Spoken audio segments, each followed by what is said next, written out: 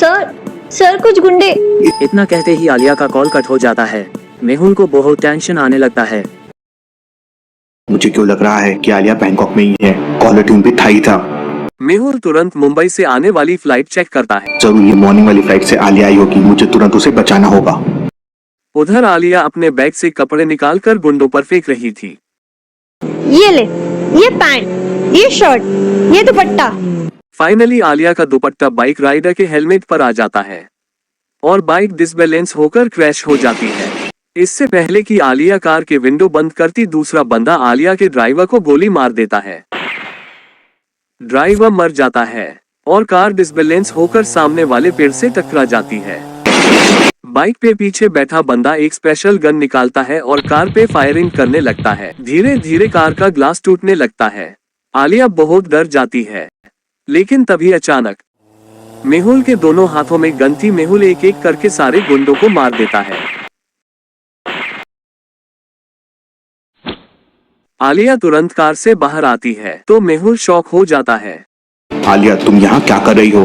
मैंने तुम्हें सेफ रहने के लिए बोला था। और डॉक्टर संजना कहाँ है? सर डॉक्टर संजना सेफ है। मुझे लगा आपको मेरे हेल्प की जरूरत होगी, इसलिए मैं यहाँ आ गई। आलिया, तुम भी ना। आलिया अपना मोबाइल निकालती है और आरव की फोटो दिखाती है जो आलिया ने आरव की पिटाई के बाद खींची थी। सर मैंने तो आरव को ठिकाने लगा दिया।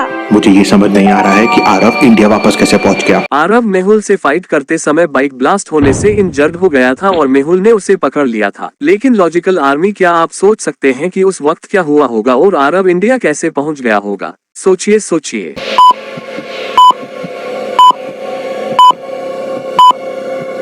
डेविड के घर में जाने से पहले मेहुल ने आरव को कार में लॉक कर दिया था।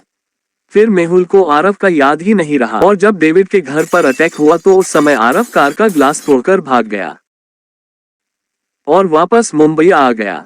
शाबाश आलिया, तुमने तो अकेली आरव की बैंड बचा दी। Interesting, very very interesting. लेकिन सर आपको कैसे समझा मैं यहाँ बैंकॉक आई हूँ?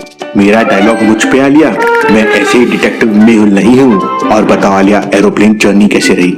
सर मुझे तो बहुत मजा आया और मैं आपको कुछ दिखाना भी चाहती हूँ। तीनों फिर वहाँ से डिटेक्टिव सोसाइटी के एक सीक्रेट होटल में चले जाते हैं जहाँ भूल भुलैया साइंटिस्ट पहले से पहुँच चुका था। Sir, this is my hotel. You are safe here. Alia, थोड़ी देर रेस्ट करो, फिर हमें मिशन पर निकलना है। आलिया अपने कमरे में चली जाती है।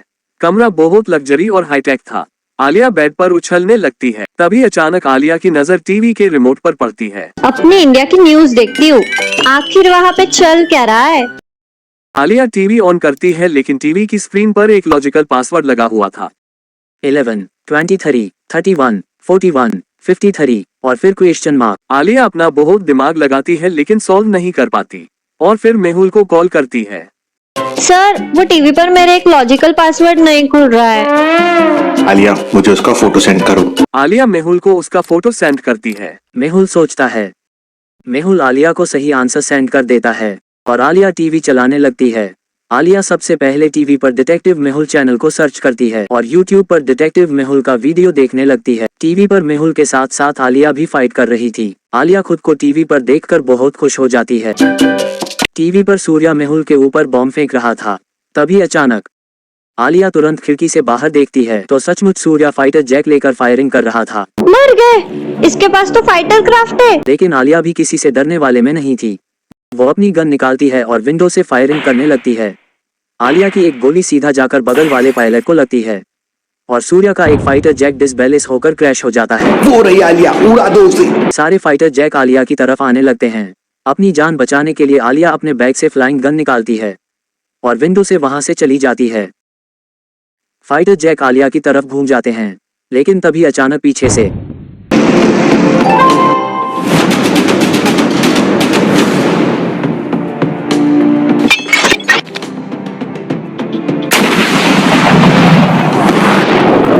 बेवकूफ, आलिया को छोड़ो, मेहुल को मारो।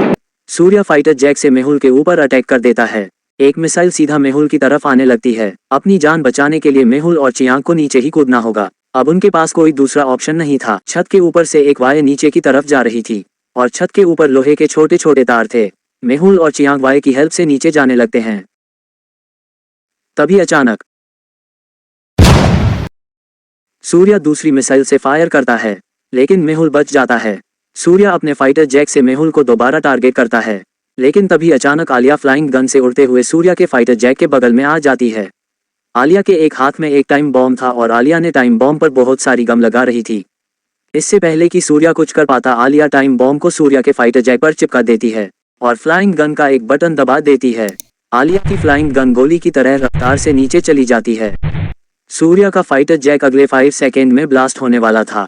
5, 4, सूर्य फाइटर जैक से नीचे कूद जाता है। सूर्य काफी ऊंचाई से सीधा नीचे जाकर गिरता है। उसे देखकर मेहुल शॉक हो जाता है। Interesting, very very interesting. इसका मतलब सूर्य कोई इंसान नहीं, एक रोबोट है। लॉजिकल आर्मी, क्या आप बता सकते हैं कि मेहुल ने ऐसा क्या देख लिया कि उसे लगा कि सूर्य एक रोबोट है? सोचिए सोचिए।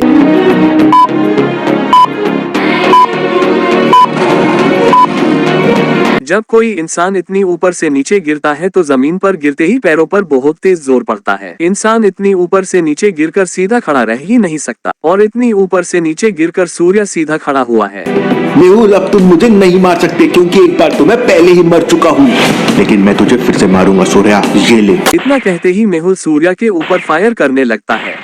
सूर्य की पूरी बॉडी टाइटेनियम से बनी हुई थी, इसलिए नॉर्मल बुलेट सूर्य का कुछ नहीं बिगाड़ सकती। मेहुल अपनी प्लास्टिक गन निकालता है और सूर्य के ऊपर फायर करता है, लेकिन सूर्य के पास इंसानों वाली आंखें नहीं बल्कि कंप्यूटर वाली आंखें हैं। सूर्य प्लास्टिक बुलेट को आसानी से देख लेता है। सूर्य पीछे झुक जाता है और प्लास्टिक बुलेट एक पेड़ में जाकर लगती है।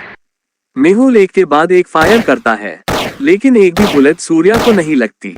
मेहुल, अब मेरी बारी है। और देखते ही देखते सूर्य के दोनों हाथ गन का शेप ले लेते हैं। तभी ऊपर से आलिया आती है और सूर्य की टकनी पे एक जोरदार मुक्का मारती है। ओए माँ, इसकी टकली तो बहुत सॉलिड है। सूर्य पीछे मुड़ता है और आलिया के ऊपर फायरिंग करने लगता है।